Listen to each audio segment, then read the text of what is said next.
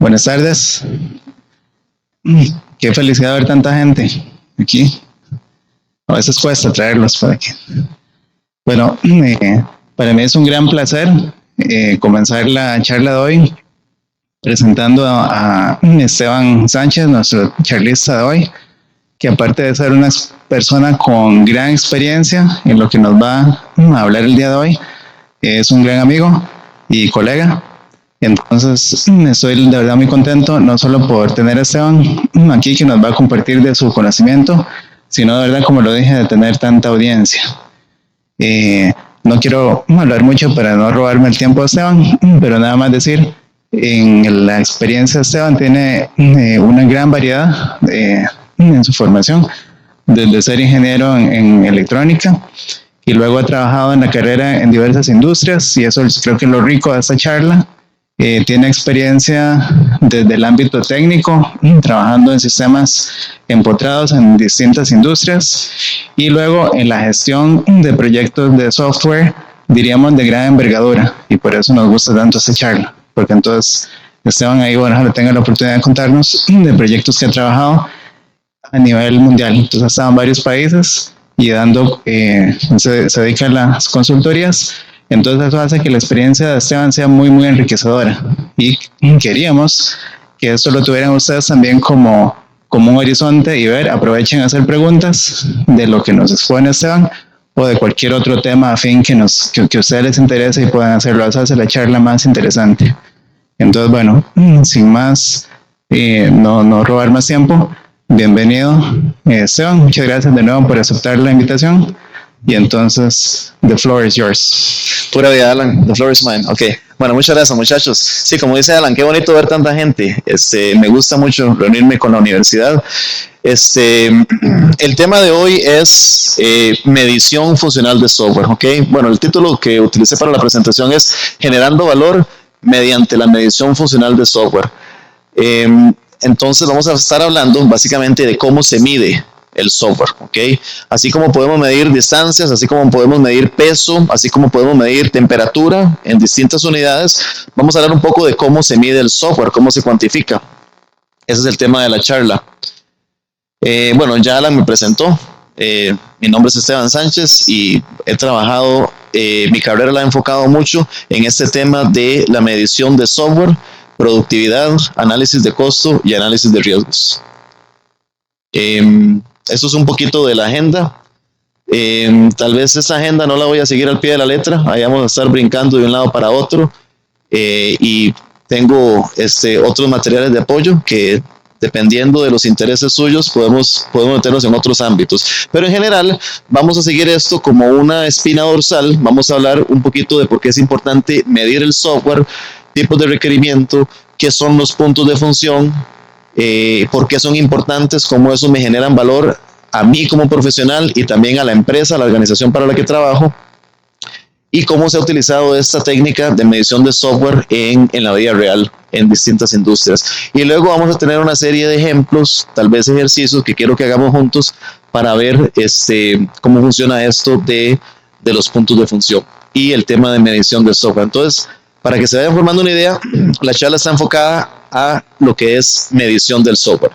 Entonces, para iniciar con el primer tema, que es medición de software, quiero que pensemos un momento cómo sería el mundo, cómo sería la sociedad si no existieran unidades de medición. Cosas como el metro, el kilogramo, el grado, okay, el grado Celsius, el grado Fahrenheit. ¿Cómo podríamos nosotros, por ejemplo, hacer negocios o diseñar o hacer proyectos si no existieran unidades de medición? ¿Okay? ¿Qué pasaría, por ejemplo, si yo quiero decirle a alguien, mira, cuánta es la distancia que hay de aquí a Guanacaste? Si no existieran kilómetros o si no existieran metros, ¿cómo le diría? Bueno, es largo. Pero es largo como ir de aquí no sé, a los Estados Unidos. No tan largo, pero un poquito menos que eso, pero más que ir de aquí a Escazú. Entonces se vuelve un poco complejo, se vuelve un poco subjetivo, ¿ok?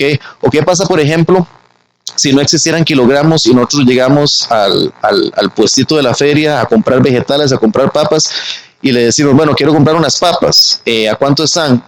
A 1000, pero a mí ¿qué?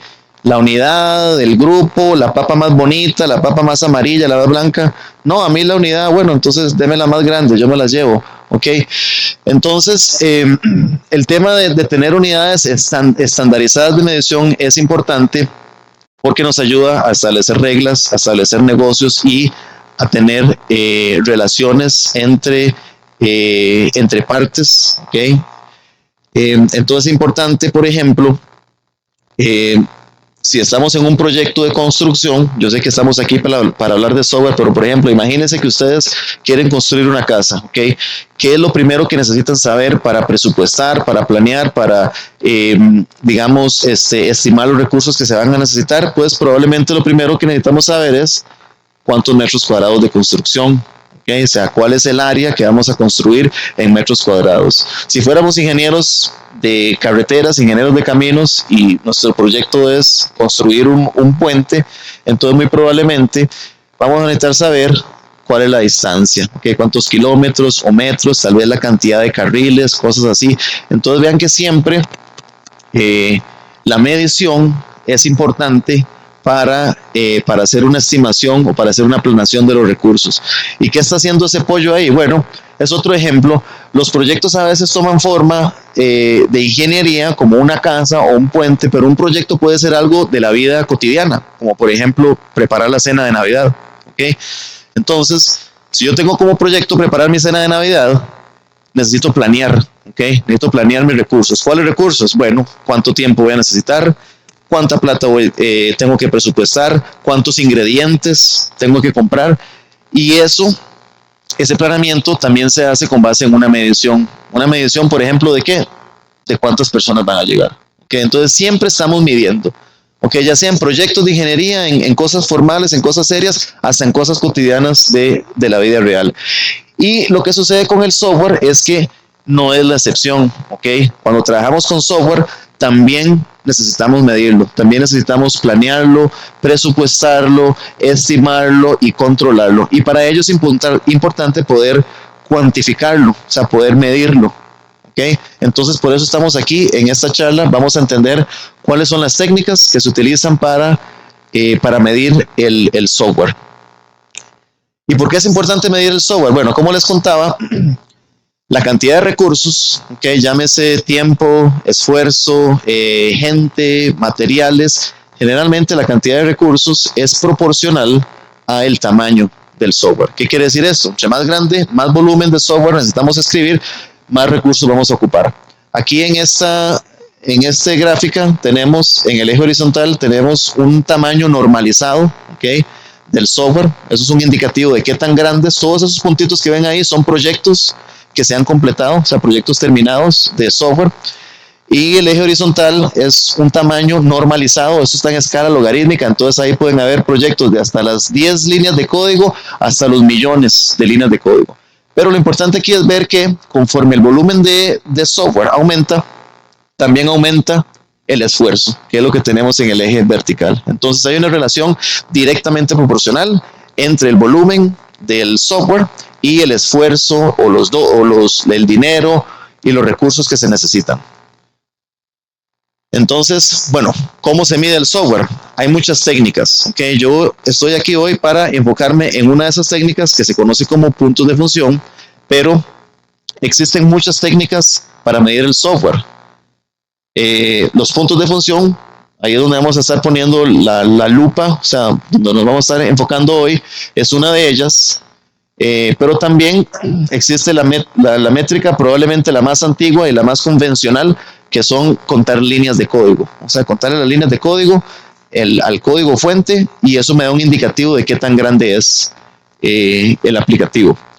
También existen casos de uso, es otra metodología que se usa. Los casos de uso describen interacciones entre usuarios y un aplicativo de software. ¿Okay? Es otra manera de cuantificar. También están las historias de usuario, que se han puesto muy de moda ahora con las tecnologías ágiles. Es una manera de escribir requerimientos como historias de usuario o como cosas que queremos obtener como usuarios.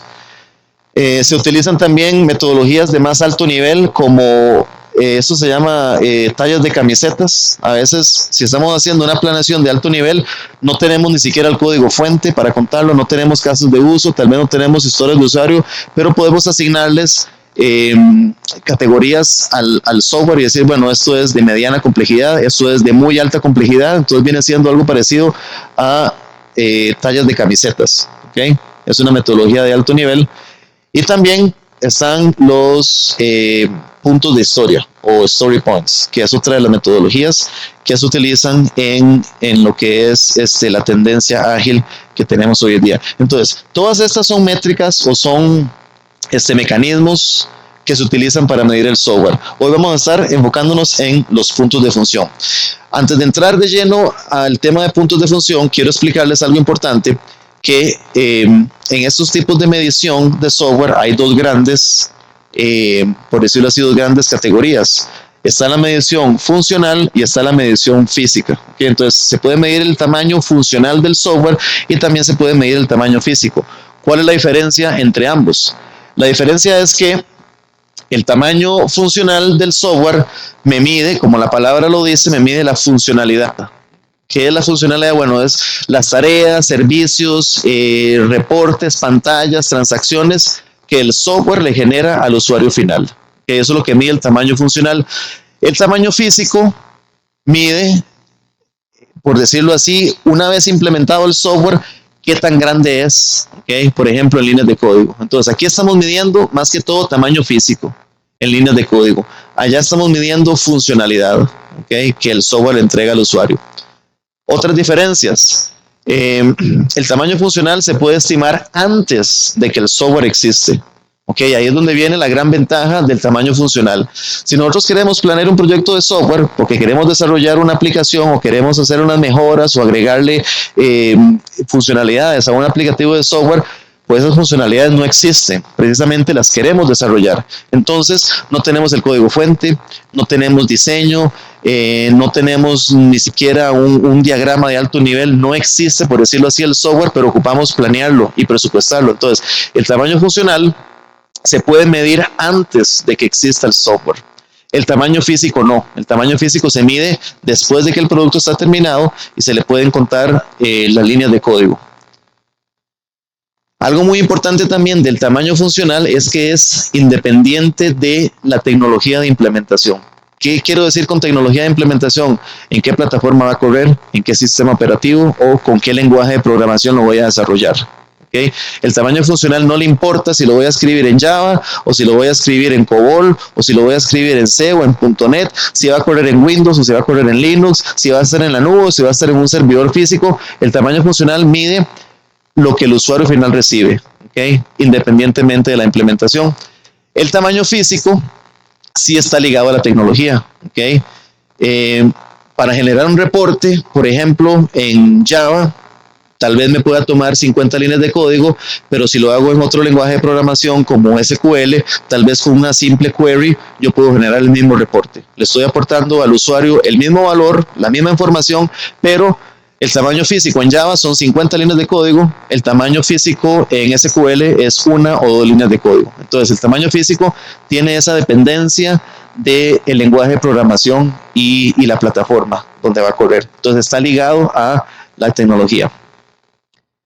Y como les mencionaba anteriormente, el tamaño funcional es ventajoso, es importante porque lo puedo usar para estimar o para planear desarrollo de nuevo software o trabajo en aplicativos o en software existente.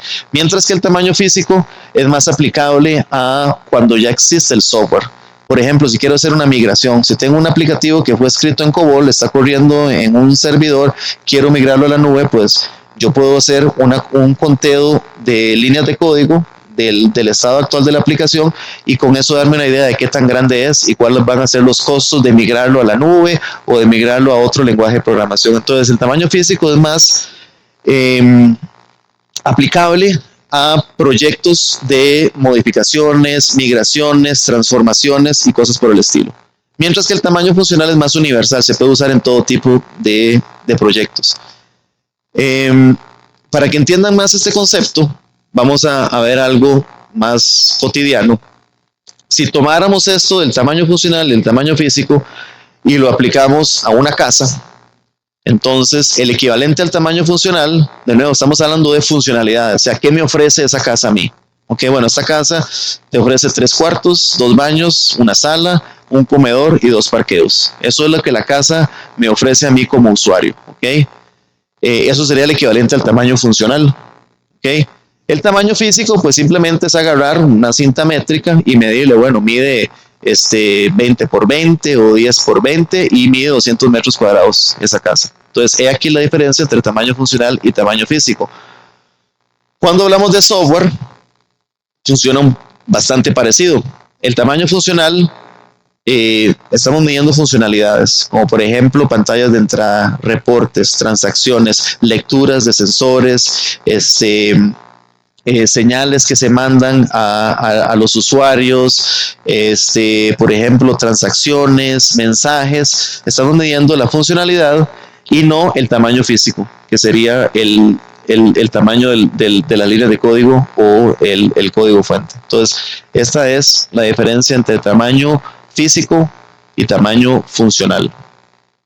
Por cierto, no lo he dicho, pero si tienen alguna pregunta, pregúntenme de una vez en tiempo real. No se esperen hasta el final, no se esperen hasta que yo les diga que pregunten. Si tienen alguna pregunta, ahí me van interrumpiendo, porque a mí me interesa que las cosas vayan quedando claras, porque lo que voy hablando aquí va como evolucionando en más temas. Entonces, si hay alguna duda en esto, la preguntan desde ahora, y no duden en interrumpirme, por favor.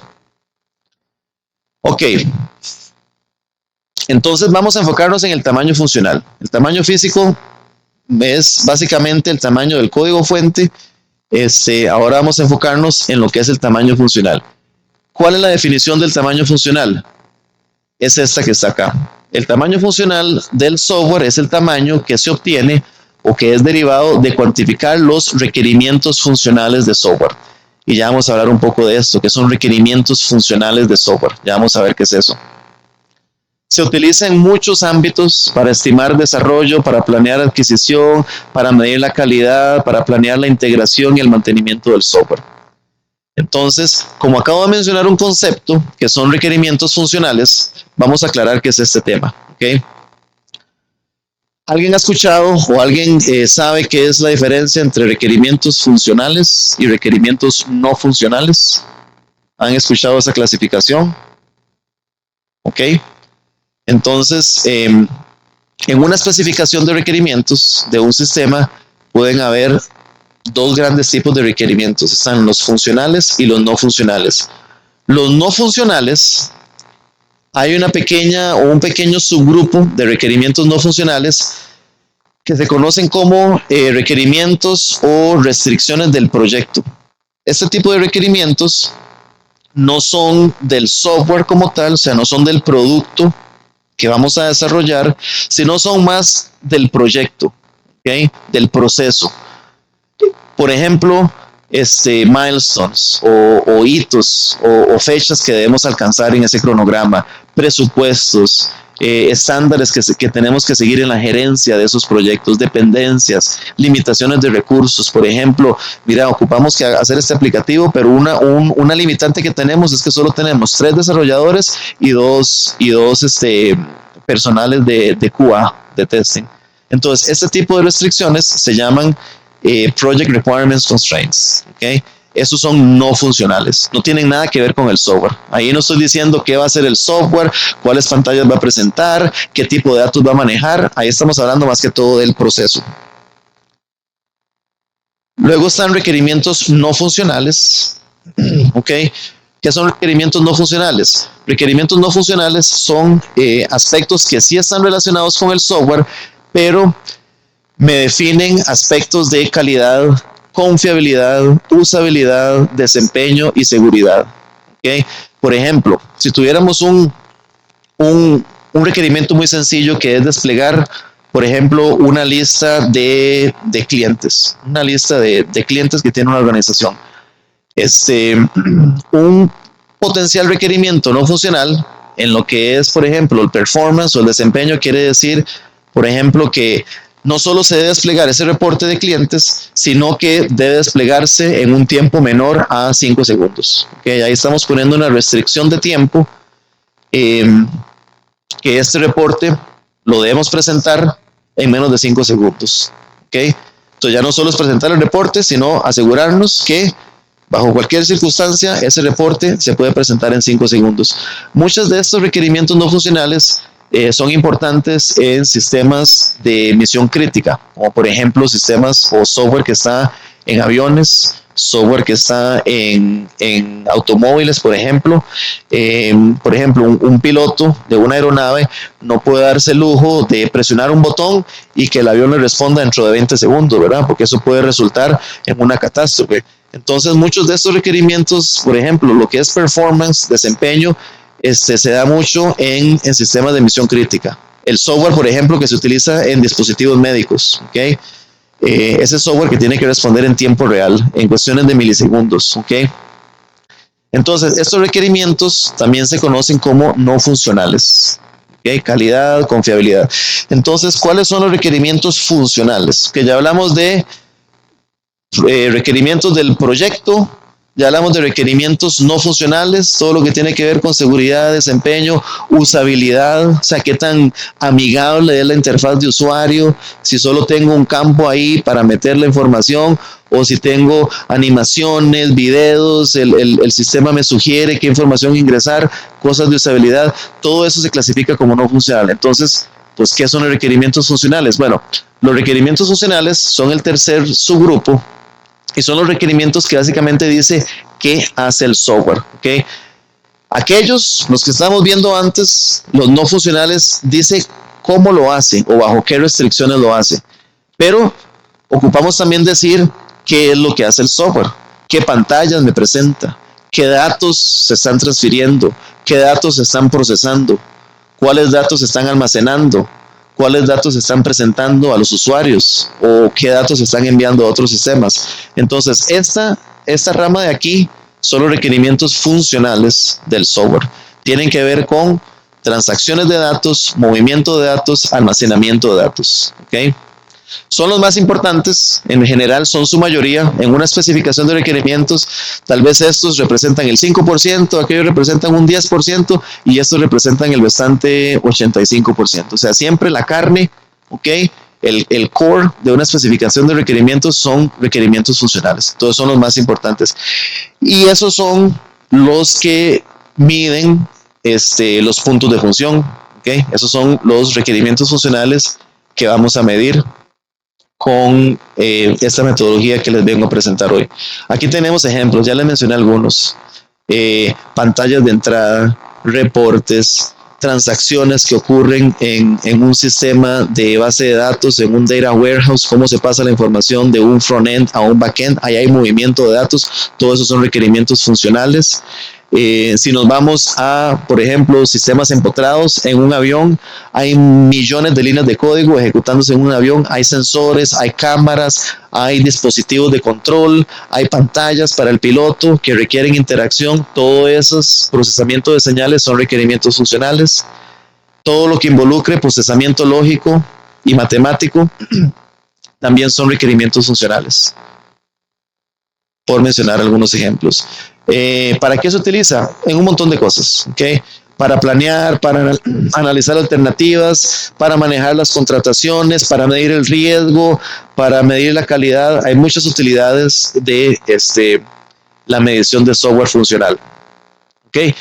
Entonces, recuerden que les mostré que habían varias metodologías para medir el software, casos de uso, story points, puntos de función, historias de usuario, líneas de código. La charla de hoy está enfocada a puntos de función. ¿Okay? ¿Qué son los puntos de función? Vamos a ver qué son los puntos de función. Okay, los puntos de función, en palabras sencillas, son una unidad de medición. Son una unidad de medición, así como los kilogramos se utilizan para medir el peso, así como los kilómetros o los metros se utilizan para medir distancia y la temperatura, los grados Celsius se utilizan para medir temperatura. Entonces simplemente son eso, son otra unidad de medición. Se utiliza para medir el tamaño funcional del software. ¿Okay? En palabras sencillas es cuánto pesa o cuánto mide un aplicativo de software. La ventaja de los puntos de función es que me miden el tamaño de la funcionalidad que recibe el usuario. ¿Okay? No me miden si yo lo implementé en Java o si lo implementé en COBOL, o sea, son independientemente de todos estos factores, no importa si va a correr en Android o en iOS, si utiliza Apache como el servidor o si utiliza .NET como el lenguaje de programación o Java, eso no interesa. Estamos midiendo qué valor, ¿okay?, recibe el usuario del software. Y algo muy importante también es que los puntos de función son un estándar de la norma ISO. ¿Okay? Esta institución ISO a nivel mundial es la que rige todos los estándares de medición que existen. ¿Okay? Entonces, los puntos de función desde el 2009 están catalogados como una norma ISO. ¿Qué quiere decir esto? En Costa Rica, en China, en Rusia, en Australia, en Estados Unidos, cualquier persona que esté contando puntos de función los cuenta bajo los mismos estándares, siguiendo las mismas reglas. Entonces, si yo le digo a un desarrollador en Estados Unidos que mi proyecto mide 1000 puntos de función, él me va a entender, va a saber de lo que estoy hablando. ¿Okay? Es como un lenguaje común que existe al ser una norma internacional ISO. Esto es un poco de la historia, pero esto me lo voy a brincar porque no es muy relevante. Se inventaron en la década de los 70s en IBM. Ahí a este señor Alan Albrecht se le ocurrió la idea de introducir o de crear esta metodología y poco a poco fueron adquiriendo popularidad hasta que en el 2009 se certificaron como una norma ISO. A nivel mundial existen 3 grandes organizaciones que, por decirlo así, controlan, ¿okay?, estas metodologías de puntos de función. Está COSMIC, NESMA y IFPUC. ¿Okay? Por decirlo así, estas son entidades que manejan, son dueños de los estándares, dan soporte, entrenan a la gente, certifican a la gente y básicamente se encargan de que estas metodologías de puntos de función estén actualizadas. ¿Okay? La más grande de ellas es IFPUC. ¿Okay? Bueno, vamos a empezar con COSMIC. Es una metodología de puntos de función. Es el segundo estándar más utilizado. Existen muchos repositorios de datos de proyectos que están contados en puntos de función COSMIC. Existe entrenamiento y certificación. Entonces, COSMIC es la segunda metodología más utilizada. La más utilizada de todas, quizá la más popular a nivel mundial, son los puntos de función IFPUC. ¿Okay? Estos son los más utilizados a nivel mundial. Y vean este diagrama que les presento aquí, ya para ir metiéndonos un poquito más en el tema de puntos de función. Este es el enfoque de cómo se miden los puntos de función para una aplicación de software. Entonces, tenemos que definir la aplicación de software, ¿okay?, el programa o el aplicativo al cual le queremos medir los puntos de función.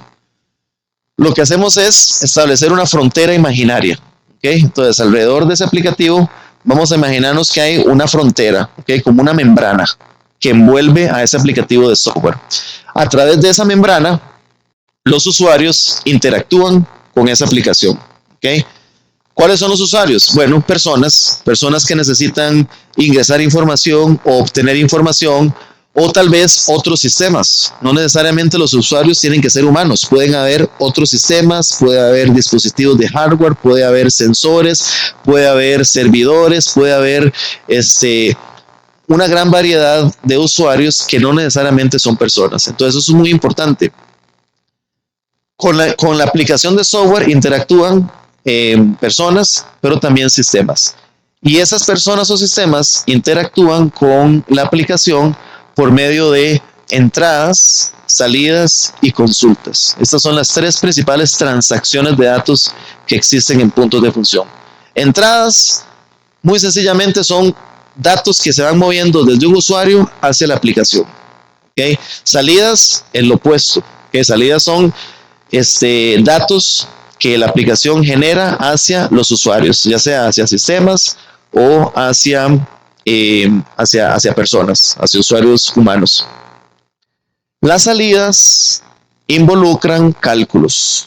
¿Okay? Siempre que hay una salida, se clasifica como output si los datos se están enviando hacia los usuarios, y esas salidas involucran cálculos matemáticos, algorítmicos, estadísticos, cualquier tipo de cálculos ya hace que esta transacción se me convierta en una salida.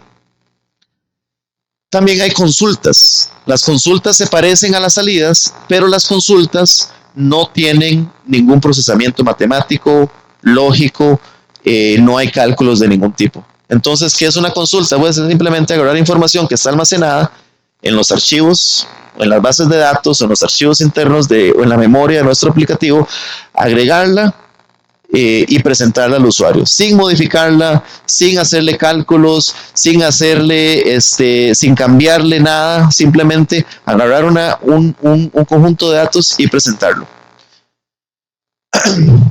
Estos son los tres tipos de transacciones, ¿okay? Consultas, salidas y entradas.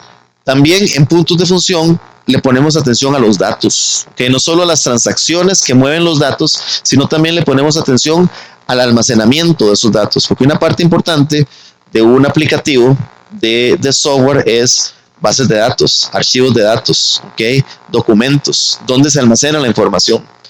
Y tenemos dos grandes tipos de archivos, ¿okay? Existen archivos internos, se le conocen como Internal Logical Files, y también archivos externos. Los archivos internos son archivos, ¿okay? O repositorios de datos que la aplicación mantiene. ¿Okay? ¿Qué quiere decir que la aplicación mantiene esos datos? Quiere decir que el aplicativo de software puede escribir, puede modificar, puede borrar, puede alterar esos datos. Que son datos, por decirlo así, que le pertenecen a la aplicación, ¿okay? Al software.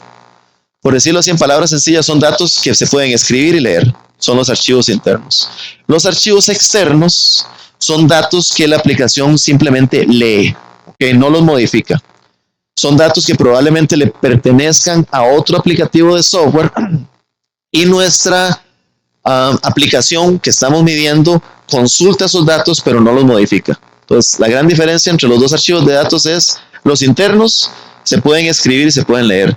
Los externos solo se consultan, solo se leen. ¿Ok? Este tercer estándar de NESMA es muy parecido al de IFPUG, entonces lo voy a pasar, porque quiero entrar en una parte más técnica. Bueno, aquí esta tabla lo que nos presenta es, esto es un repositorio de datos internacional, donde muchas organizaciones que desarrollan software contribuyen con datos de proyectos que ellos terminan, y aquí lo que se evidencia es que la metodología IFPUG, que fue esa que les estaba explicando, es la que domina el mercado. O sea, abarca un 77%. ¿Qué quiere decir esto? La mayoría de gente que mide el software lo hace con la metodología IFPUG. ¿Okay? Hay otras metodologías, está Cosmic, está NESMA, hay otras metodologías que ya casi están prácticamente muriendo, pero la mayoría de organizaciones que miden el software lo hacen con los puntos de función IFPUG. ¿Okay?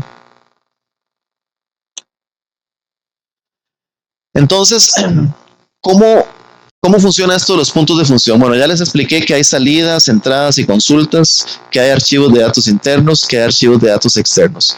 Entonces, la técnica de los puntos de función lo que hace es tomar un aplicativo de software. Imaginemos, hagamos una analogía con un motor. Okay, un motor es un conjunto de partes que funcionan interconectadas en armonía.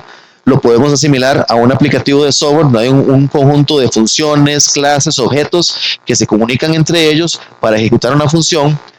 Lo que hacemos es tomar ese motor y descomponerlo en algo que se llama procesos elementarios. ¿Okay? En el caso de un motor, los procesos elementarios vendrían a ser pues todos estos pistones, todos estos roles, todas estas bielas, pajas, engranajes que forman parte de ese motor. Lo agarramos y lo desarmamos en sus partes ya que son indivisibles, y empezamos a estimar el tamaño de cada una de esas partes. ¿Okay? Entonces, si descomponemos algo en partes y analizamos los tamaños de las partes, pues podemos concluir que la suma del tamaño de las partes viene siendo el tamaño del producto ya integrado. Entonces, en software hacemos lo mismo. Tomamos un aplicativo de software y lo empezamos a descomponer en los procesos elementarios: entradas, salidas, reportes, pantallas, mensajes, transacciones, archivos de datos, y medimos el tamaño de cada una de esas partes y al final la suma de los tamaños de las partes individuales me da el tamaño del aplicativo de software. Así es como funcionan los puntos de función. Ahora, ¿qué son esos procesos elementarios? ¿Okay? ¿Cuáles son esas partecitas? Digamos, ¿cuáles son ese montón de chunchitos, por decirlo así, que hay en el software? En puntos de función estamos buscando dos grandes procesos elementarios. Ya se los expliqué anteriormente, pero lo vamos a repetir aquí rápidamente. Están los archivos de datos. Y recuerden que yo les expliqué que habían archivos de datos internos y archivos de datos externos. Y también tenemos transacciones. En las transacciones tenemos entradas, tenemos salidas y tenemos consultas. Entonces, básicamente andamos buscando 5 cosas. Vamos a tomar una aplicación de software y la vamos a descomponer y vamos a empezar a buscar estas 5 cosas. ¿Cuáles son los datos internos? ¿Cuáles son los datos externos que se consultan? ¿Y cuáles son las transacciones que mueven esos datos? Entradas, salidas y consultas. Ya sea que el sistema es una aplicación bancaria, ya sea que el sistema es una aplicación de tecnologías móviles, algo que corre en un teléfono, ya sea que el sistema es el software que controla, por ejemplo, los frenos de un automóvil, ya sea que el sistema es lo que sea, ¿okay? Cualquier tipo de software se puede llegar a descomponer, ¿okay? De esta manera: datos internos, datos externos, entradas, salidas y consultas. Y en esto consisten los puntos de función, en lograr descomponer e identificar estas 5 partes, estos 5 componentes. Ahora les voy a poner unos ejemplos para ver si esto se entiende bien. Entonces, aquí estoy reiterando, ¿ok? Esto es los mismos 5 procesos elementarios que tenemos, pero ya en forma de diagrama, que a mí me gustan mucho los diagramas. Yo a veces entiendo más viendo un diagrama que viendo las cosas así en narrativa o en texto. Entonces, vean ustedes, tenemos una aplicación que estamos contando, ¿okay? Esta es la aplicación, se llama Maybank, ¿okay? El banco. Definimos una membrana o una frontera, ¿okay? Encapsulamos esa aplicación que estamos contando. A través de esa membrana hay consultas, hay entradas de datos y hay salidas de datos, ¿okay? Hacia los usuarios. Los usuarios son personas o pueden ser otros sistemas, ¿okay? Otros aplicativos de software, sensores, hardware, otros dispositivos. Y tenemos los datos internos, que son los datos que la aplicación controla, ¿okay? Tiene control sobre esos datos, y los datos externos, que básicamente son los datos que solo se consultan, ¿okay? O solo se leen. Entonces vamos a ver un poquito más de esos 5 componentes. Okay, vamos a empezar con los datos. Los archivos de datos, recordemos que hay 2, están los internos y los externos. Vamos a ver las características de un archivo de datos internos y un ejemplo, ¿okay? Los archivos de datos internos, como les expliqué, son datos mantenidos por el aplicativo de software. Son datos que el usuario reconoce, o sea, son parte de los requerimientos del usuario y están relacionados lógicamente. No me voy a meter mucho en las reglas y les tengo aquí un ejemplo que probablemente todos conocemos, ¿okay? La lista de contactos en el teléfono, ¿okay? La lista de contactos en el teléfono. Si nosotros abrimos la aplicación de contactos, ahí le damos al botoncito ese que dice contacts o contactos, nos permite agregar agregar contactos, nos permite ver contactos. Entonces, eso implica que dentro del teléfono hay una base de datos o un archivo lógico donde se almacenan esos contactos. Como ese aplicativo tiene la capacidad de modificar, ¿okay? Agregar, cambiar, borrar datos, entonces esta base de datos de contactos o este archivo de contactos es un ejemplo de un archivo lógico interno, ¿okay? ¿Por qué es interno? Porque la aplicación tiene la capacidad de modificar estos datos. ¿Ok? Luego tenemos archivos externos. En inglés se les llama External Interface Files. ¿Ok? La principal característica es que esos datos no se modifican por la aplicación, solo se leen. ¿Ok? Son datos read-only. Y un ejemplo es, en aplicaciones bancarias, a veces hay que hacer conversiones de colones a dólares o de colones a euros, o hay que hacer conversiones entre distintas monedas. Sin embargo, hay veces que esa información no está dentro de la aplicación, sino que esa información se consulta a un servidor externo o se consulta a una página web externa.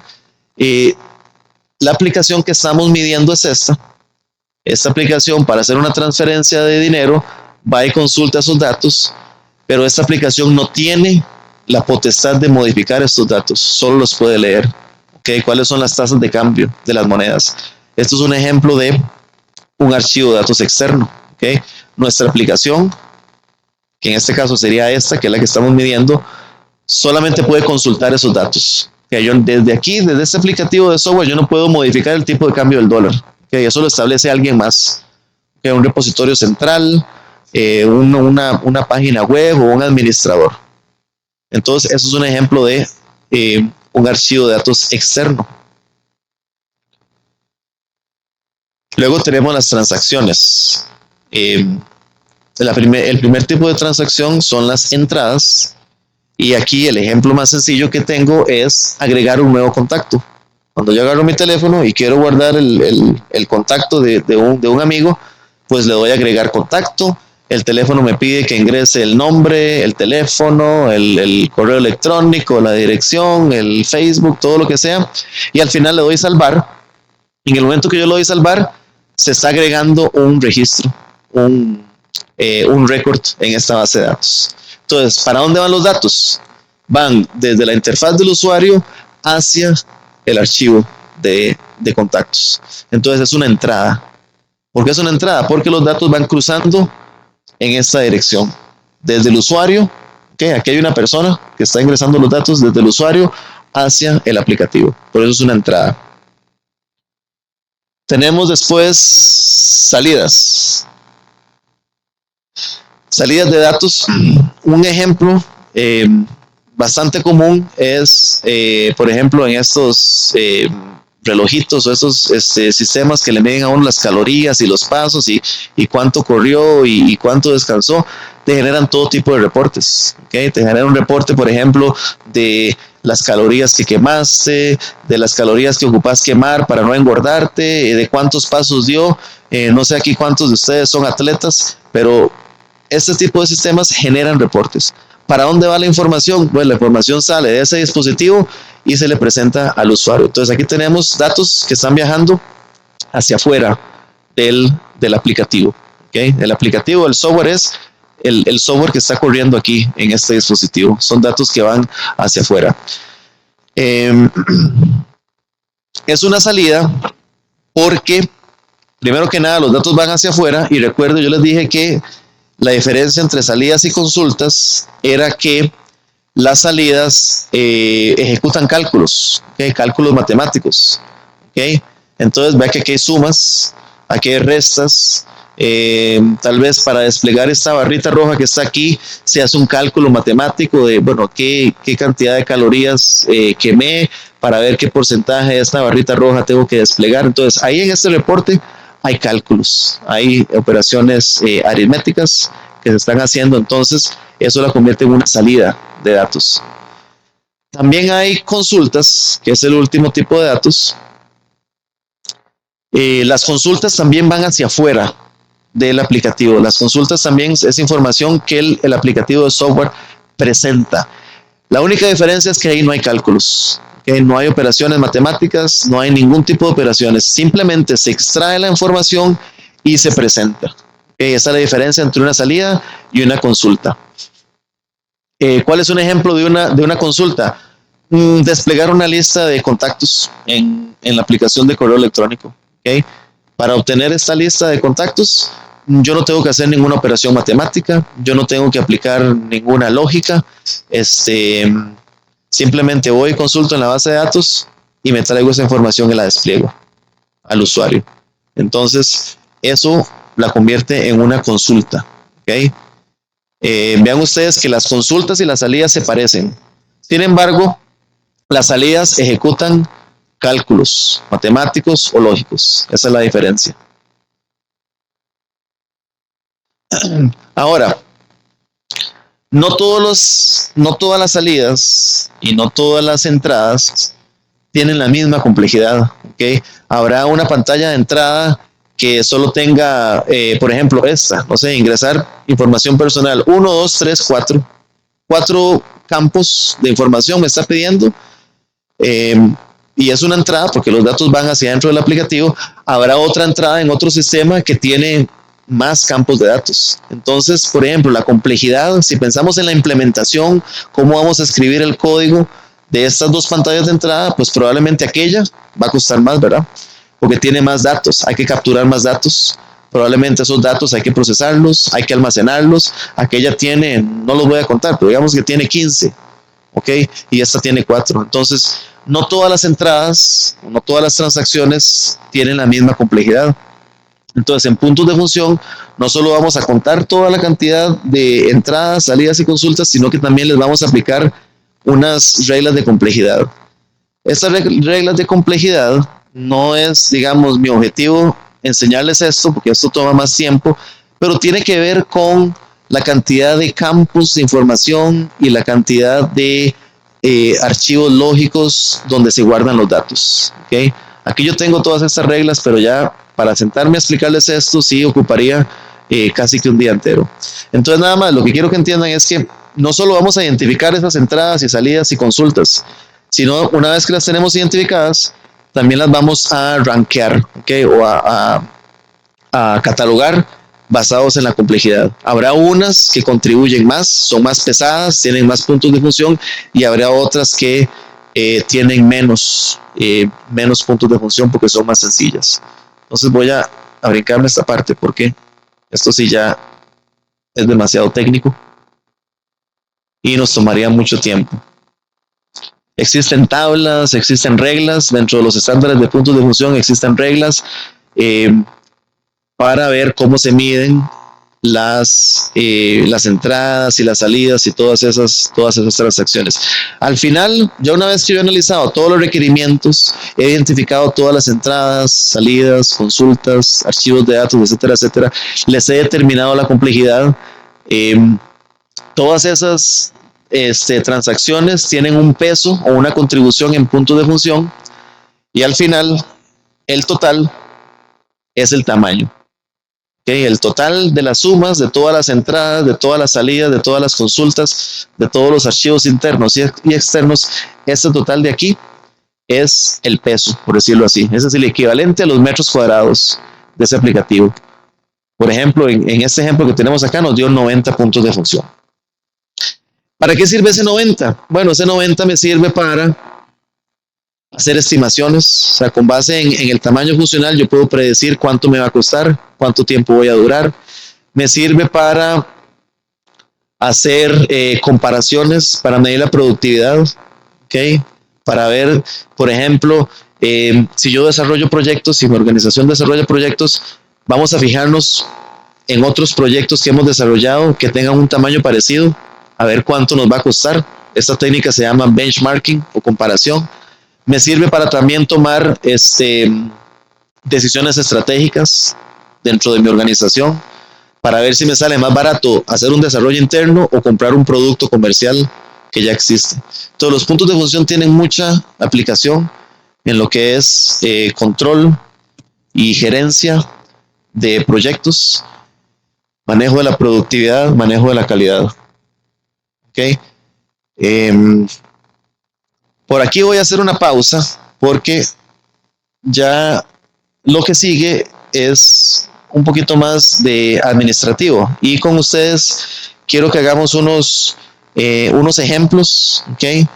Para ver si más o menos se entiende el tema de puntos de función. Entonces, antes de hacer esos ejemplos, quiero ver si tienen alguna pregunta Si hay algo que no está claro o algún comentario que tengan antes de meternos en algunos ejemplos, ver cómo funciona esto. Adelante, caballero.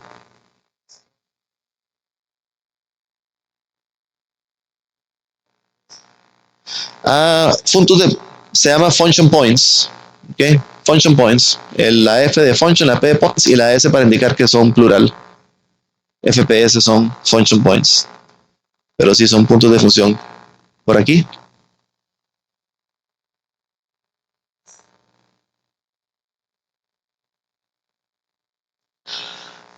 Ok, cuando hay cambios en los requerimientos, digamos que tenemos una especificación de requerimientos y ya lo medimos en puntos de función. Si hay cambios de requerimientos, pues el proceso de gestión de ese cambio se involucra que se vuelva a contar. Tenemos que ver cuáles requerimientos cambiaron y esos requerimientos hay que volverlos a analizar para ver si los puntos de función incrementaron, disminuyeron o se mantienen. Entonces hay que volverlos a contar básicamente. Si hay cambios. Alan. Hay alguien.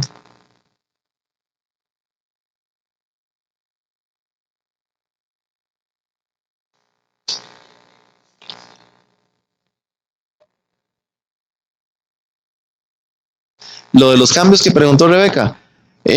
Bueno, si a mí me dan una especificación de requerimientos y me cambian solo dos requerimientos, entonces yo solo me concentro en esos dos que me cambiaron. Pues los otros 100 que están por ahí, si ya los conté, no los tengo que volver a contar, no los tengo que volver a medir, solo mido los dos que me cambiaron. A veces los requerimientos de software tienen relaciones con otros requerimientos. Entonces por ahí, si me cambian de requerimientos, tengo que ver que esos dos no toquen o no impacten otros. ¿Okay? Entonces no es que todo el trabajo se venga abajo, pero sí hay que hacer un análisis de impacto. Se llama un Change Impact Analysis, un análisis del impacto que tiene el cambio para ver el nuevo tamaño de esos requerimientos. ¿Okay? Pasa mucho en tecnologías ágiles. En tecnologías ágiles los requerimientos cambian casi que todos los días. Entonces, hay que estarlos cuantificando y analizando y midiendo cada vez que cambien. Caballero. Los 90.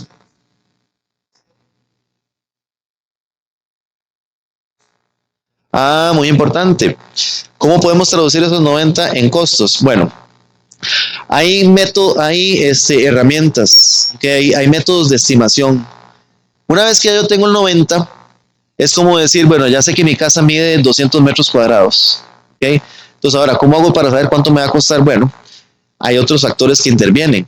¿Okay? Ya sé que mide 90, hagámoslo, metros cuadrados, pero ahora hay que ver si esa casa está en un lote plano o si está en una montaña. Si esa casa la voy a construir en gypsum o si la voy a hacer con block. Si esa casa la va a hacer un constructor con experiencia o si la voy a hacer yo, que no sé nada de construcción. Entonces ahí se vienen otros factores como el recurso humano, los materiales, qué sé yo, el recurso humano, los materiales, la experiencia de los desarrolladores, las tecnologías, la automatización, por ejemplo, si tengo un backup para trabajar el terreno o si lo voy a trabajar con pico y pala. En el tema de software, por ejemplo, aquí ven este pantallazo que tengo acá. Esto es una herramienta que se utiliza para hacer estimaciones de costos. Entonces yo le ingreso los puntos de función y esta herramienta se va a un repositorio de datos donde hay proyectos que ya se terminaron, o sea, proyectos completados, y yo puedo ir a fijarme y decir, bueno, quiero ver proyectos que me dieron 90 puntos de función. Y también le digo, bueno, no solo deme proyectos que tienen 90 puntos de función, sino deme proyectos que se escribieron en Java. No se ve por aquí, pero el lenguaje de programación es otro parámetro. Entonces, esta herramienta, por ejemplo, empieza a filtrar y dice, bueno, de todos los proyectos que yo tengo que miden 90 puntos de función, se ejecutaron en Java, la media, el promedio más o menos es 977 horas. Y esas 977 horas, después de multiplicar lo que le pagan a los desarrolladores, se transforman en $133,000. Entonces hay herramientas para hacer eso. Se llama estimación paramétrica. ¿ok? También está estimación por analogía. Que estimación por analogía es irme a fijar en proyectos pasados, es parecido a esto, pero sin parámetros, o sea, sin definirle parámetros, simplemente voy y me fijo que otros desarrollos he hecho de 90 puntos de función y asumo que me van a costar parecido. Entonces, son dos pasos separados y me gusta mucho su pregunta porque podemos ver estos dos pasos separados. La medición es una cosa y la estimación es otra cosa. La medición es llegar a ese 90, ¿ok? Eso es la medición del software. La estimación es transformar ese 90 en una cantidad de dólares, en una cantidad de horas o en un tiempo, en un plan. Eso es estimación. Y más o menos así funciona. ¿Ok? Sí. Ese software se llama Seer. ¿Ok? Es uno de los software que vende la empresa. La empresa en la que yo trabajo se llama Gallup. Ese software se llama Seer. Es un software de estimación paramétrica que básicamente trabaja de esa manera. Usted le define algunos parámetros, le dice los puntos de función y él le predice con base en datos de la industria cuánto va a costar. Se llama Seer for Software. Si quieres se puede meter en la página es www.galoraf.com, Galoraf con TH al final, y ahí vas a encontrar un montón de información de esta herramienta.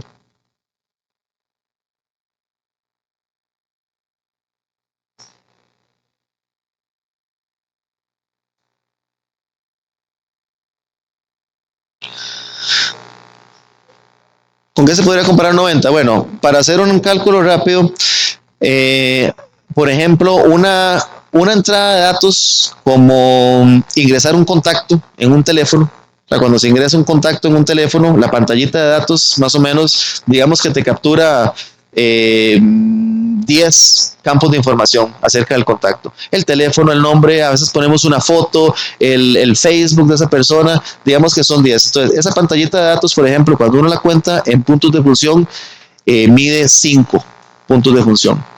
¿Ok? Entonces, si ya sabemos que una pantallita de esas mide 5, entonces ya sabemos que un aplicativo que mide 90 puntos de función es como hacer más o menos que son unas 18 veces eso. ¿Ok? ¿Ok? Sí, es por 5.50 y 8 por 5.40, 90. Es como el equivalente del esfuerzo de hacer 18 pantallitas de esas, de capturar un contacto. ¿Ok? Más o menos para que te hagas una idea. Una pantalla de agregar contacto más o menos pesa 5 puntos de función. Entonces, 90 puntos de función no es mucho.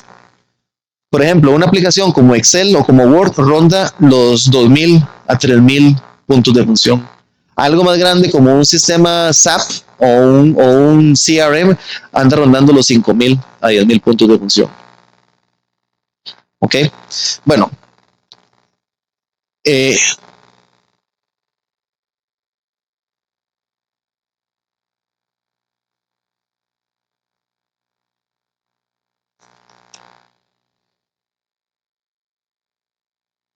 Ajá.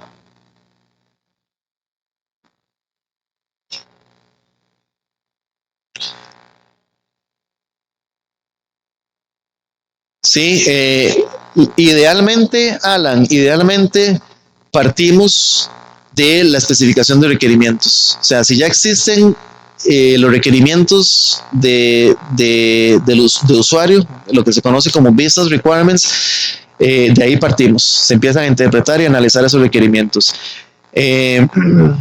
Cuando no existen esos requerimientos, pues yo he contado puntos de función sentándome a hablar con un usuario y le digo, bueno, o sea, esto no está escrito, pero cuénteme usted qué es lo que necesita. Mira, necesito una aplicación que me genere este tipo de reportes, que me tome este tipo de entradas, que me procese este tipo de datos. También se pueden contar a raíz de entrevistas con usuarios. Vamos a ver si tengo aquí a mano. No, creo que ya la había cerrado, pero puede ser especificaciones de requerimientos, pueden ser mockups de la aplicación, pueden ser entrevistas con usuarios, pueden ser requerimientos de muy alto nivel. Obviamente, entre más alto nivel estén los requerimientos, pues más riesgo tienen los puntos de función. ¿ok? Entre más altos estén esos requerimientos, más alto nivel, pues más propenso es que la medición de puntos de función tenga un cierto error. Entre más detallados están los requerimientos, pues muy probablemente la, la medición va a ser exacta, ¿ok? Vamos a hacer un ejemplo, tengo un montón de ejemplos, no lo vamos a hacer todos porque ya se está haciendo tardillo, pero recordemos las 5 cosas, ¿ok? ¿Quién se acuerda? ¿Cuáles son los 5 componentes de puntos de fusión o las 5 cosas que andamos buscando? ¿Alguien se acuerda? Ajá, ajá, muy bien, esos son los archivos de datos, faltan las transacciones. ¿Quién se acuerda de las transacciones? Entradas, salidas y consultas. Excelente. Un 100 Alan a estos muchachos. Eximidos en el próximo examen. Entonces hay 5 cosas, ¿ok? Archivos internos, archivos externos, entradas, salidas y consultas. Ok, ahora vamos a ver. Tengamos esos ahí en la memoria, en la mente. Imaginémonos el software que se ejecuta detrás de ese sistema de entretenimiento. ¿Ok? ¿Qué pasa cuando yo aprieto un botón de subir el volumen? ¿Ok? Yo aprieto un botón de subir el volumen. ¿Qué está pasando ahí? ¿Es una entrada? ¿Es una salida? ¿Es una consulta? ¿Hacia dónde está yendo la información? ¿Cómo la clasificaríamos? Simplemente algo muy sencillo. Tocar el botón de subir el volumen en un sistema de entretenimiento. Una entrada. ¿Por qué es una entrada? Porque yo soy el usuario y yo estoy presionando un botón. Ese botón está mandando un comando dentro de un procesador que le está diciendo al procesador, bueno, modifiquemos aquí este potenciómetro para que el volumen suba. Entonces una entrada, los datos van hacia adentro del aplicativo. ¿Ok? Igual funciona con cambiar de emisora, igual funciona con ecualizar, cambiar el balance, ponerle más bajos, ponerle más agudos. ¿Ok? Entonces, cada vez que tocamos botoncitos en un sistema de entretenimiento, esas son entradas. ¿Ok? Analicemos este otro ejemplo. ¿Ok? Asumamos que el software que estamos contando o el aplicativo que estamos analizando es el software que controla las comunicaciones de esta antena. ¿Okay? Esta antena envía comandos a los radares, a los satélites, para decirle, por ejemplo, tome una foto o mídame la altura aquí o tómeme una medición de X. Esta antena envía comandos hacia estos satélites. Entonces, si el aplicativo que estamos contando es esta antena, entonces estos mensajes o estas señales, ¿cómo las contaríamos? ¿Como entradas, como salidas, como consultas, archivos de datos, todas las anteriores? ¿Hacia dónde van los datos? Perdón.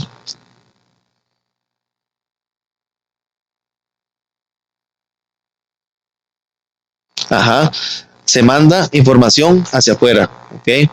Entonces probablemente son consultas. No creo que haya cálculos. Esta antena habría que analizar bien los requerimientos, pero probablemente se están mandando solo comandos, ¿ok? Son consultas, son datos que están saliendo. No hay procesamiento matemático. Habría que analizar los requerimientos, pero sí.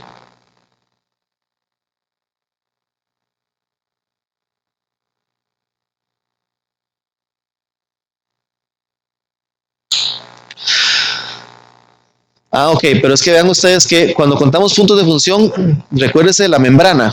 Recuerden cuando le hablé de la membrana. Los puntos de función se cuentan por separado para este software. Aquí hay software que está corriendo en esta antena. Aquí también hay software. Pero ya esto aquí es otra membrana. Ya esto aquí es otra frontera.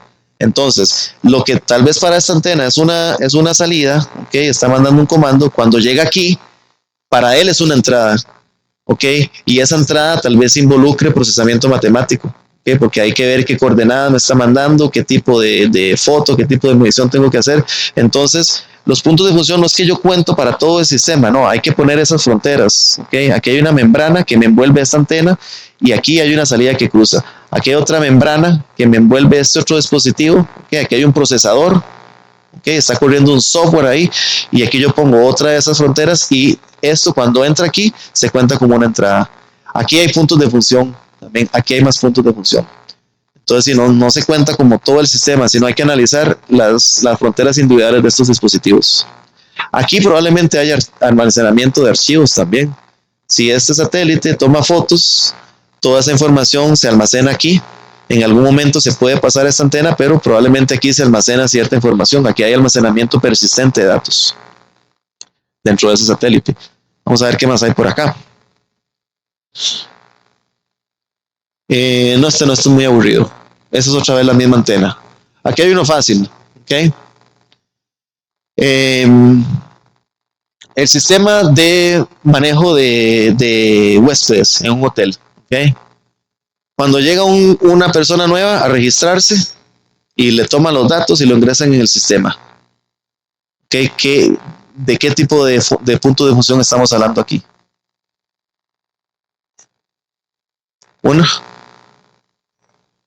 Un external input. ¿Okay? ¿Por qué? Estamos ingresando datos al sistema. Y vea, para contar puntos de función hay que desarrollar un poquito de malicia, porque no solo hay que ver el movimiento de datos, sino hay que ver qué hace el sistema con esos datos. O sea, esos datos, esa es un external input, muy bien, pero ese external input va a agarrar los datos y los va a almacenar en una base de datos o un archivo de datos. ¿Okay? Yo lo llamé datos de huéspedes. ¿Okay? Entonces, esto que está aquí es un archivo lógico, también hay que contarlo. ¿Okay? Entonces, por ejemplo, en este ejemplo, hay dos cosas. Está el external input, que es la pantalla que captura los datos y me los ingresa al sistema, y también está esta base de datos, que es donde se almacenan. Entonces, este sería un EI o un EI, y este sería un ILF. ¿Okay? Entonces, hay dos puntos de función. Siempre tenemos que tener los ojos bien abiertos, no solo buscar las transacciones, sino buscar también los archivos de datos. Ok, excelente. Esa no. Esa ya la hicimos. Esa ya la hicimos también. La de agregar un contacto. Agregar un contacto se parece mucho de agregar un cliente en el hotel. Es un EI con un ILF. Ok. Esta es un EI. Esta otra, no sé si ustedes probablemente sí, porque todos tenemos celulares y a veces nos gusta ver en qué eso nos está yendo la batería. ¿Ok? Entonces, por ahí en el teléfono yo puedo ingresar y puedo decirle al teléfono, al aplicativo, probablemente es Android el que hace esto, que me despliegue un reporte de cuáles son los aplicativos que están consumiendo más batería. Entonces, ¿qué es esto? Es una salida, es una entrada, es una consulta. ¿Qué les parece esto que está aquí? Una salida, ¿verdad? Una salida porque en este caso es el sistema operativo, digamos, el sistema operativo sería el aplicativo que estamos midiendo y me está presentando los datos. Ahora, ¿por qué es una salida y no una consulta? Ajá, excelente. Aquí hay porcentajes. Ya el hecho de que hayan porcentajes aquí quiere decir que antes de presentar esto, esa transacción tiene que haberme calculado y decir, bueno, la pantalla me está consumiendo 35% y esta otra me está consumiendo el 15%. Entonces, excelente, es una salida.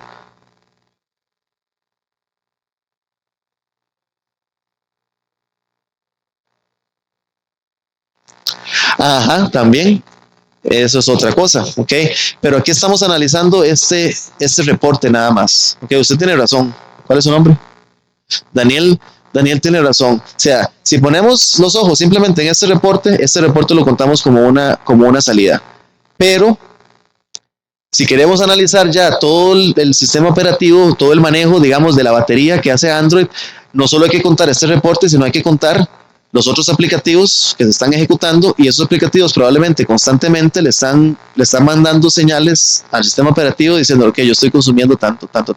Entonces ahí habrían entradas también de los aplicativos.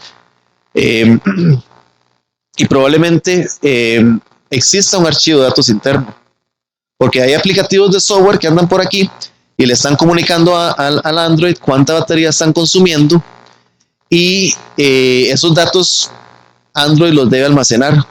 ¿Okay? No creo que en tiempo real, cuando usted genera este reporte en tiempo real, vaya y le pregunte y se genera la información. Probablemente esa información se captura periódicamente, se almacena. Eh, Vean que sí se almacena porque inclusive tengo aquí datos, probablemente eso es una línea de tiempo de cómo se está consumiendo la batería.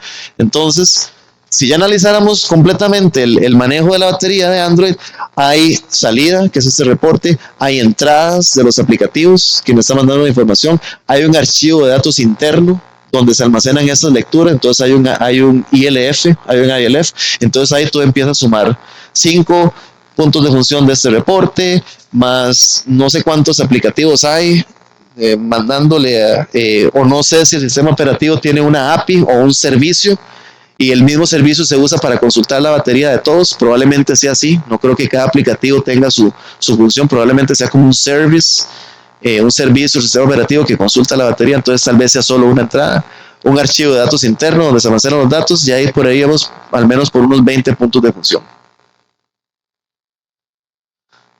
Eso está muy fácil. Ya me han adivinado otras más difíciles, entonces eso está muy fácil. Ok. Bueno, esta. Hacer una búsqueda en Google. Ok. Esa está interesante. Cuando yo hago una búsqueda en Google, ingreso un parámetro de entrada y Google me responde con los sitios web que, digamos, hacen match con ese parámetro de entrada. Entonces, esta está un poquito difícil porque hay datos de entrada, pero también hay datos de salida. ¿Okay? Y no es una entrada y no es una salida. No es que cada cruce de datos de la frontera se cuenta como un punto de función. Hay que analizar el proceso elementario como tal. Entonces, esta está interesante. ¿Okay? ¿Cómo contarían ustedes esto? Una búsqueda en Google. ¿Entrada o salida? Les voy a ayudar un poquito. Hay movimientos de datos en ambos sentidos. O sea, yo le envío información a Google y Google me responde. Entonces hay entrada y hay salida. Pero hay que ponerle atención a lo que se llama esto se conoce como el main intent. En inglés sería como el objetivo primordial, o sea, el objetivo principal. ¿Cuál es el objetivo principal de hacer una búsqueda en Google? ¿Ok? ¿Es meter la información o es obtener los resultados de la búsqueda? Ajá, hacer la consulta. Ok, pero ¿cuándo está el usuario satisfecho? Ok, ahí es donde viene la clave, ok, para clasificarla como una entrada o como una salida. Como usuario, yo estoy satisfecho cuando ingresé el parámetro de búsqueda, ahí estoy feliz, o estoy feliz cuando el sistema me despliega la información que yo, digamos, las páginas que hacen link. Entonces, ¿dónde se satisface el requerimiento? Y se termina el proceso. Cuando se reciben los datos. Entonces, este tipo de transacción se contaría como una consulta. ¿Okay? Yo no sé si hay cálculos matemáticos o no, porque no soy un experto en cómo funciona Google, pero no es una entrada. ¿Okay? No es una entrada porque el objetivo primordial es obtener datos, o sea, que Google me presente datos a mí como usuario. Entonces, cuando hay cosas que tienen entrada y salida, hay que analizar el objetivo primordial, el objetivo principal de esa transacción. Y en este caso es obtener los datos. Entonces sería una entrada, sería una salida o una consulta. Probablemente sea una salida.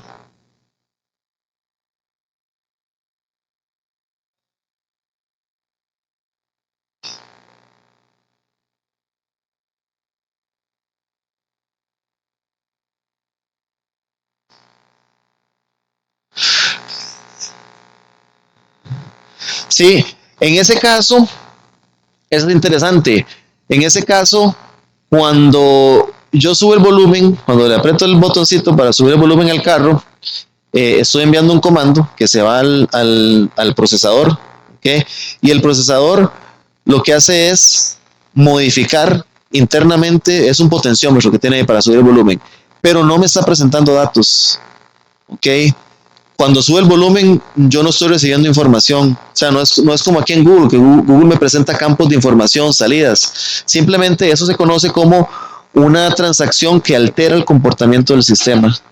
¿ok?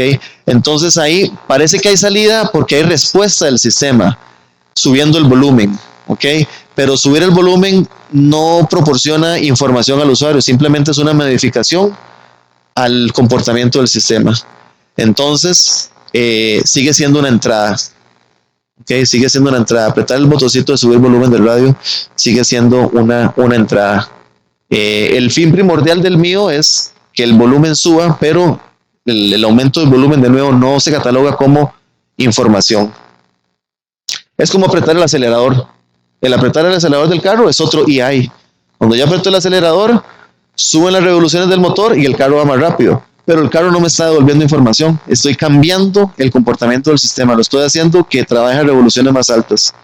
Pero no, el carro no me está desplegando información. Bueno, hay algunos que sí le dicen, bueno, subiste a 3000 RPMs. Ok, eso es una salida, sí.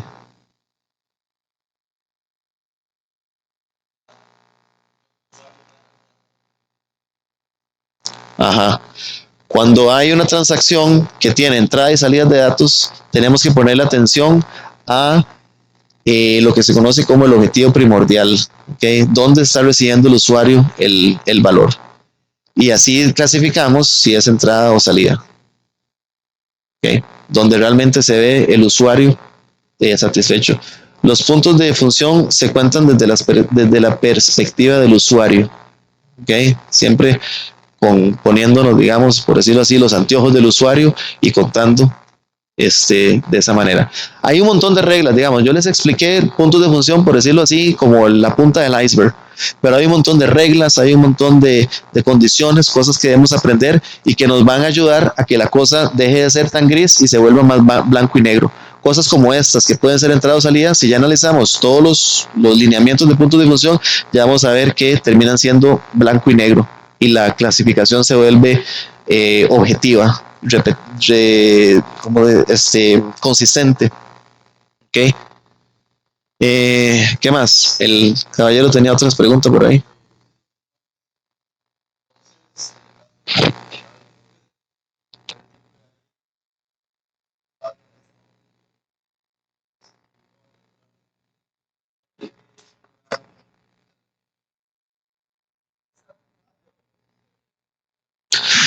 Eso va a contribuir a la complejidad, ¿ok? Recuerde que yo les dije, no solo hay que contar las entradas de un software, sino no todas las entradas son iguales. Hay algunas que pesan más puntos de función. Entonces, por ejemplo, si ese botoncito de subir el volumen, además de modificar los decibeles, digamos, de ese potenciómetro para que suene más duro, también me despliega y me sube una rayita, o hay algunas que le dicen, bueno, el volumen va al 90%. Ese, esa información adicional que está presentando el sistema va a contribuir a la complejidad. Sigue siendo una entrada, pero ya no va a ser una entrada de 3 puntos de función, tal vez va a ser una entrada de 4 puntos de función. Entonces, en cuanto más intercambio de datos haya en una transacción, eso le sube el peso en puntos de función. No todas las entradas pesan lo mismo. ¿Ok?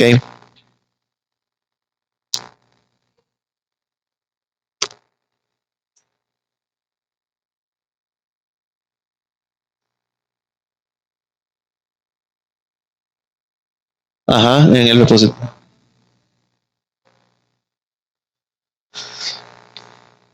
Ajá. En ese caso, sí, las bases de datos de Google, para el buscador, si lo que estamos contando es el buscador, esas bases de datos se considerarían como un archivo externo, un external interface file. ¿Por qué? Porque desde el buscador de Google yo no puedo mantener esos datos, yo no los puedo modificar, no los puedo alterar, no los puedo borrar, simplemente los consulto para ver cuáles hacen match. Entonces, exactamente, para efectos de estimación también habría que contar ahí atrás un cilindro, una base de datos representada por un cilindro, que son los archivos de búsqueda de Google. ¿Okay? Se contarían como un External Interface Files, EIF. ¿Okay? Siempre hay que ponerle atención a las transacciones y a los datos, al almacenamiento de datos. Sí, Rebeca,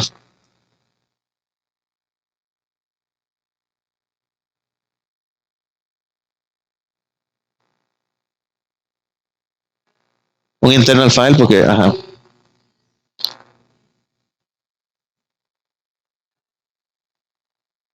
Ajá, desplegar.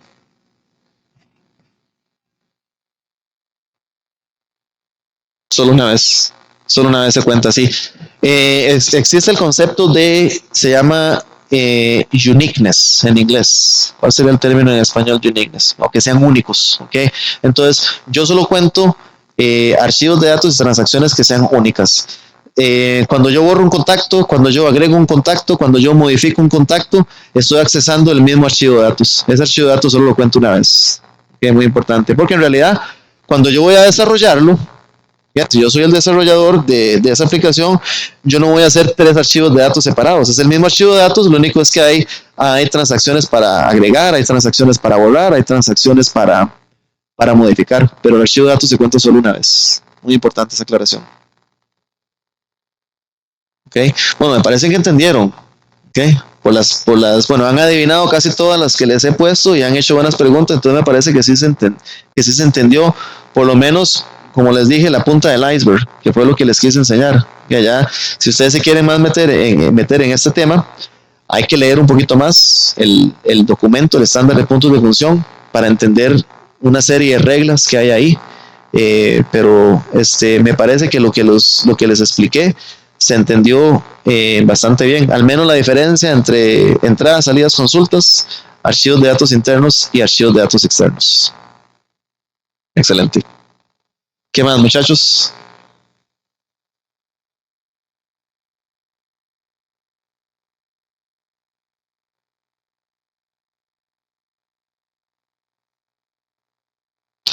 En YouTube.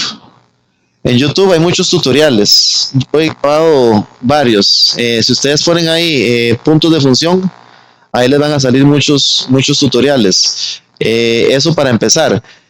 Si ya quieren aprender esto, lo que yo recomiendo es que descarguen el estándar de puntos de función y lo lean. Son como 100 páginas, algo así, pero ahí están todas las reglas detalladas. Pero para uno empezar a travesear, en Google se aprende un montón.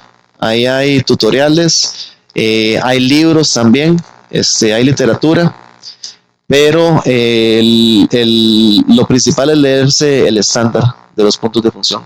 Lo pueden descargar de la página de IFBook. Yo ahora, si quiere, le comparto todos esos enlaces a Alan y Alan se los hace llegar a ustedes.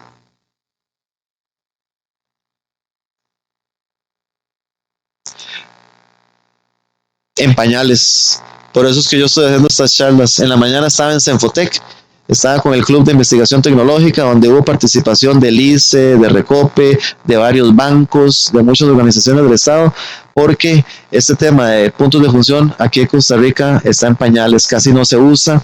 El INS, el Instituto Nacional de Seguros, en la parte de TI, lo está utilizando, pero como informalmente, todavía no han entrenado a la gente, entonces están contando puntos de función, pero lo están haciendo un poquito erróneo, pero lo importante es que lo están intentando.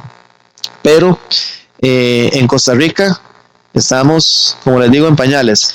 En otros países, justo parte de la charla de la mañana que estaba más enfocada a negocios, les mostré, por ejemplo, en Brasil, en Italia y en México, cualquier contratación de software, cualquier licitación de software que haga el gobierno, se tiene que hacer utilizando la métrica de puntos de función.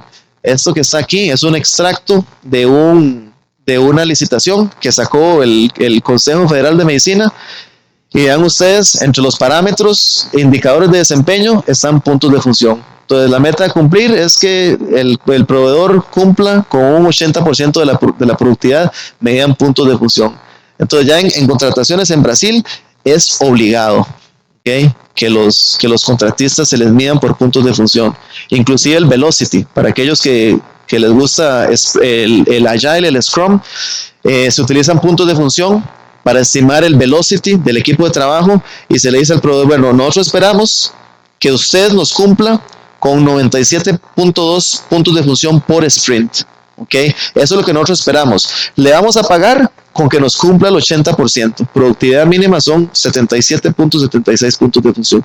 Así se miden las contrataciones en Brasil En Italia también es exigido utilizar puntos de función. En México todavía no es exigido, pero pronto va a ser. Pero México está utilizando los puntos de función COSMIC, no los IFPUC. Pero sí, en Costa Rica, Alan, todavía estamos muy inmaduros en este tema.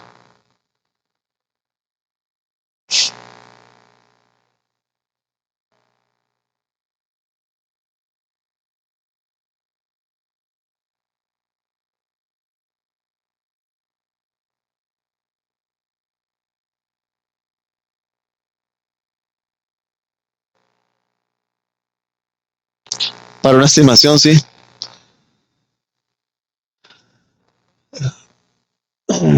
Para hacer estimaciones, sí. Por ejemplo, porque como preguntaba el compañero, llegamos a 90 puntos de función. ¿Cómo transformo eso en un costo, en unos dólares, en un tiempo? Bueno, ya hay en otro paso que es la estimación.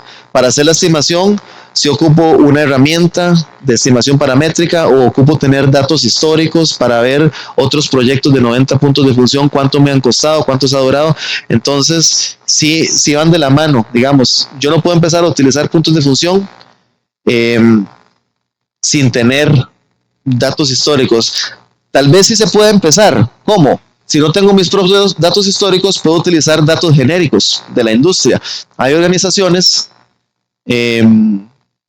esta es una, el International Software Benchmarking and Standards Group, ISBAC, como se le conoce en inglés. Esta es una organización que se dedica a la recolección de datos. Entonces, por ejemplo, si yo soy una empresa que quiero utilizar puntos de función, quiero hacer estimaciones, pero no tengo historial, entonces yo puedo comprar esta base de datos.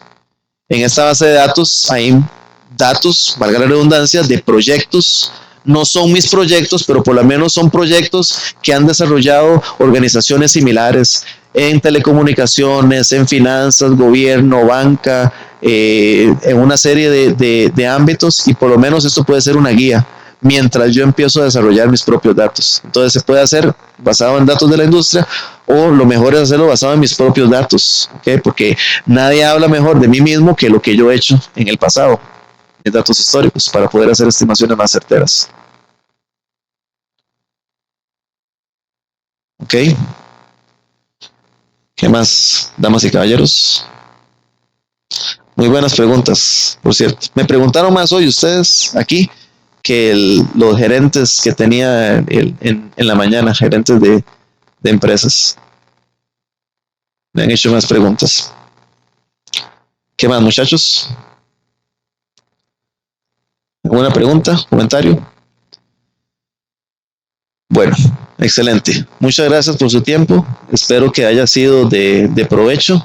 Si ocupan consultarme algo o preguntarme algo, ahí lo pueden enrutar por medio de Alan. Mucho gusto, yo les puedo atender. Y eso sería. Muchas gracias por su tiempo.